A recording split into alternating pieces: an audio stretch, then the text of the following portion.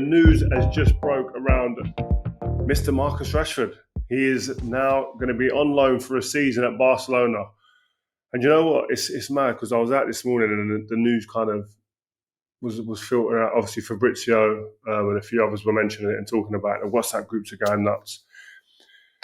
And you look at it and you go, wow, Rashford now is going to go on loan for a season. Man United have got his wages off the wage bill. What's happened that a kid that's come through the academy has a desire to leave the football club? I saw Teddy Sheringham's comments the other day, and I thought it was I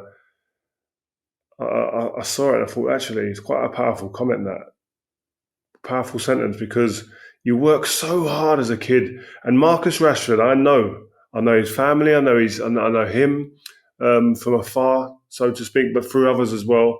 He'd worked so hard. I see him as a kid in his suit. He used to come in his school uniform. These kids work hard to get there, man, through the academy. And the fact that he's come through and done all he's done, he's played 426 games. He's got 138 goals, 77 assists. And then he says he wants to leave. There must have been so much going on behind the scenes that we're just not aware of. And listen, Marcus isn't someone who really wants to talk and do interviews, so you have to respect that. But I'm sure it'll come out in the wash at some point. But is it because of lack of form, lack of confidence, mismanagement? Have the club fouled him, or is it down to him? Is there injuries we don't know about? Has he lost that desire? That form has gone and he can't rekindle it. He can't get it back. What are the issues that have led to a young kid that's a graduate of the academy at Manchester United, which is famous for all the great players we know have come through there, that he then says he wants to leave? Or is it just the managers come in and say, listen, not for me. Don't like this, that or the other, and I'm not having it. And I'm going to put a marker down with one of the biggest players at the club, and everyone's going to actually understand I'm the boss, and they're going to follow suit.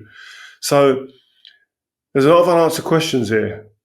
But I think the only person that can really answer these questions, and the only way he'd want to do it, is Marcus Rashford on the pitch. That's all you want to see. You want to see him going out there, and I've said this so many times now, I want to see the smiling Marcus that was he represented all the fans in the stadium that were locals or supported the club. He got through. He'd come through the academy. He'd got in the team, scoring goals, smiling, the jubilation on his face.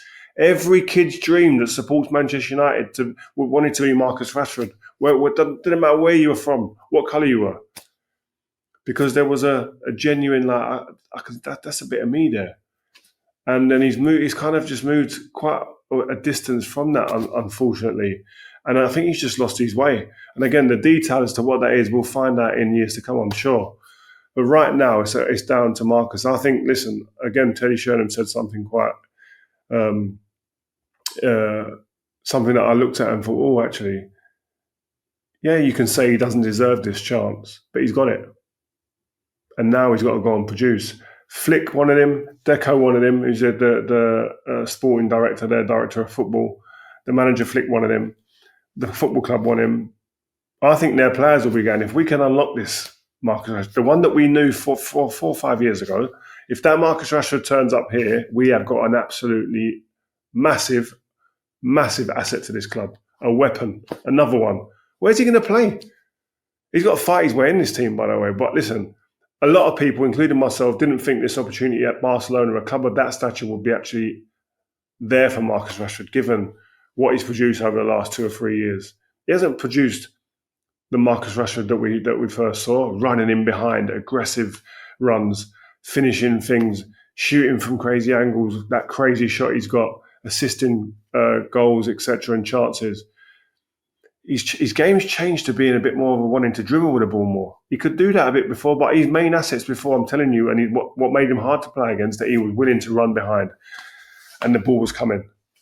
Now, he's kind of moved away from that. I want to see him get back to that. And I think that's the difference. He could be that difference for this Barcelona team, that Raphinha doesn't mind running in behind, but he does like it to feet. Yamal would rather get it to feet and dribble. And Lewandowski is not someone who can actually run in behind as much anymore. He's more of a target man, number 9. Great finisher. So where he fits in will be not, is he going to start, is what's the difference that he makes? That's going to be the important thing here. And I think if he hones in on that, I think Flick, the manager, will be wanting that as well. Give us something different that we've already got. And I think that difference can be his ability to run behind. And I think that he's magic at that when he gets that right and when he's consistent with that. So I want to see him do that. He's got to break into this team. Raphinha on the left, Lewandowski up front, Lamine Yamal on the right. He doesn't automatically start. He doesn't start in this team. But he could go in there and be a huge impact and then get games off the back of that impact. But he's got to go in and show immediately, this is who I am, this is what I do, to get grace, to get confidence from the other teammates. Because they will be remembering Marcus from 4 years ago. That's what players do. And they'll be wanting, oh, please let him come in and be fit and be ready. I've seen his Instagram. He's been training, albeit by himself. So it's a different type of fitness. But he's not starting from zero, which is good. But I don't see this as that Marcus has got to go in there and displace anybody. He's got to go in there and add value to this team and take them from where they finished last season, where they won the league, got to the semis of the Champions League, and you go, can they go one better this season? Can he be a part of doing that? That's got to be the incentive for him. He's got the incentive for Marcus Rashford is for his name to start ringing around Europe again, like it was. And I think he's got to go back to basics. And those basics are, again, I'm going to repeat it, Marcus Rashford has to go in there and do things that are different to the strikers and the attacking players they got there, which is running off the ball behind defences. Be a threat behind defences. Make teams take a step back when Marcus Rashford is on the pitch. Shoot, because he's got a lethal shot with that right foot. Shift it, shoot. Do not be one of those who's trying to over-dribble and complicate it. Keep the game simple. 1-2s, play into Lewandowski, run around the corner, etc. He's got that intelligence. We've seen that. If he simplifies his game in those 3 areas there, and then and adds a work ethic off the ball to that, this will be a steal. This will be a steal for a season. But I've seen he's already said that he'd love to play with Yamal. 18 years old, Yamal's getting people wanting to play with him. It's nuts. By the way, I've just thought there's a potential El Clásico if Marcus starts and Trent starts as well. Trent at Madrid, right back. Rashford left wing for Barca. El Clásico. That will be sick. I hope that happens, man. That would be lovely to see. But yeah, these are all little subplots within what's going on. There's a lot of things that have got to click for Marcus to get to do well. And there's going to be people saying, did he do enough to get to Barcelona? It don't matter. He's there now. Let's think about what's happening now. Yeah, we can all say if, buts and maybes. He didn't deserve it. He's there. Go and produce. Go and deliver. So I'm one of those guys who's sitting there going, yes, it is a last chance for Marcus. He went to Villa. Villa didn't take up the £40 million buy-up clause for whatever reason. Might have been too expensive. Did they have the cash to do it? He's got another opportunity now to go and cement himself at Barcelona and get a contract. I hope he does well, man. I really do. I wish him well. So fingers crossed he can get his head down. Leaving Manchester and leaving the UK might just be the thing that unlocks Marcus Rashford also. So I'm looking forward to seeing the outcome. And I'm looking forward to seeing if he does well, what's going to be the fee? What are Man United going to demand? Is it already in the contract? But as important as all that, I want to see a happy, smiling Marcus Rashford. So good luck. So what else we got, man? So that's the first one. This could be, by the way, the catalyst for the other 3 or 4 players that are on the list. Malacia, Sancho, Garnacho as well, and Anthony. There's 4 players there that we've been told that the manager wants out of the club. Sancho looks to be getting close to a deal with Juventus as well, which is great. So I'm looking forward to that happening. He needs to just play some football. I think the Italian league will suit Jadon Sancho. It's not as physical. It's not as up and down. There isn't as much transitions like there are in the Premier League. And that physicality, I think, has been something that's probably gone against Jadon in some senses. I think if he's in a team that can maintain good possession, if he's got runners around him, Jadon can be a threat.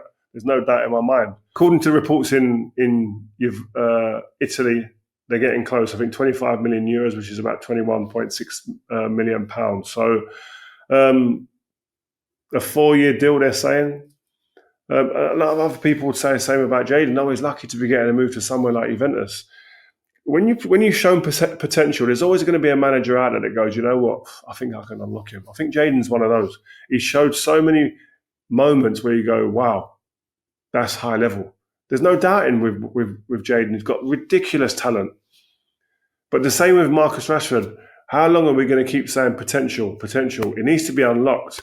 And there'll be people that will go, oh, he has been unlocked. We saw him at Dortmund last year. Yeah, but it's not consistent enough. We need consistency. If you're going to be if you're going to be at the top table, if you're going to be looked at and people go, that's top elite level. It's not about skills. It's not about potential. It's about consistency of a high standard, day in, day out at training, week in, week out in the matches. That's the only thing missing, I think, from these two guys. They're the things missing, that consistency, and how they unlock that. That's what they got to do. That's what the brain's for. That's what the environment you're in. That's what the people you keep around you is for, to help unlock and unpick these situations, these little obstacles you have in your career, to get past it and get to the next level.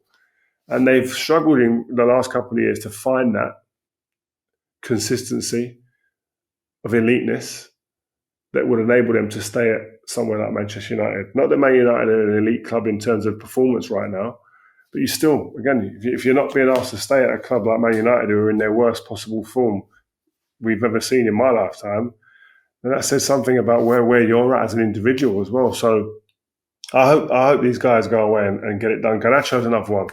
I've not seen much talk about Garnacho. I've not seen much. We heard about Napoli a little bit, and then that's gone quiet. Garnacho's the one out of the lot who played last year, was still a threat, was still dangerous, has scored some goals and assisted goals, and his output's been decent. For a kid of his age, his output has been very, very good. Could he be one that maybe there's still a glimmer of hope for him to apologise and get back in the squad? I don't know. Is that something that can be done? Listen, time will tell us that. But is there an apology that gets that relationship back together and go, right, buckle down, let's go, for someone like Garnacho? I don't know. I'd explore it if I was the club, I've got to be honest. Again, if it's a transfer you get for him, he's all profit, and the club might be just looking at that. We need to get finances in. But the window, I think, is Cunha was quick. What I liked about it, that was quick and that was definitive. We got it done. The Mbeumo deal took a long time, but we're finally there and we got it done. I think the Mbeumo deal, I think Man United in past years would have buckled and just give Brentford exactly what they wanted. I think this one they didn't. I think they stood firm and said, listen, we're not going to move. We've got other targets and we'll go to them, and we're willing to wait, but we're not going to budge on the number. I think before, the old regime would have buckled and just said, we'll give you what you want, and paid over the odds, like we have with numerous players over the years. So I think, yes, it did take longer than we thought or expected or anticipated with Mbeumo, but it got done, and I think it was nearer to the price that Man United wanted to pay rather than what Brentford were trying to ask for and demand. So in that sense, I'd say that's good. I think a striker, a number 9, still got to come in. I won't be satisfied with the window, no matter who comes in, if there's not a number 9 that comes through the door. I've got to be honest. I'm positive now. I'm seeing good signs. Cunha and Mbeumo bring a lot of what I've been asking for the last 3 or 4 years in some of their attributes that they bring. But I still think a number 9 needs to come in and help that area. You've got Xerxes, you've got Højlund, who both struggled at times last year. You've got a young kid, Chido. So I think there needs to be someone in there who knows how to hit the back of the net, and we've seen it and who's proven. So, yeah, man, let me know what your thoughts are, guys. Get in the comments. Stay tuned tomorrow, by the way, guys. We've got a Rio Meets. This is an exclusive one. This is a big one with one of my old teammates as well, by the way. So get in the comments. Who do you think it's going to be, guys? But we sat down. We discussed some old times, reminiscing about our times at Man United together and what we got up to and the stuff we done off the pitch, but also on the pitch. So I'm sure you like it, guys. And again, let us know. Keep subscribing, keep telling friends, and make sure you keep your notifications on, guys. See you soon. Thanks guys for listening to this episode of Rio Reacts. Hope you've enjoyed this show, and if you have, make sure you leave us a review and follow this Rio Ferdinand Presents feed to make sure you never ever miss an episode. If you've got a point you think we should be discussing or want to put us on the spot with a question you want answering, get in touch using the fans first at rioferdinandpresents.com email address or use #RFP on social. See ya on the next one.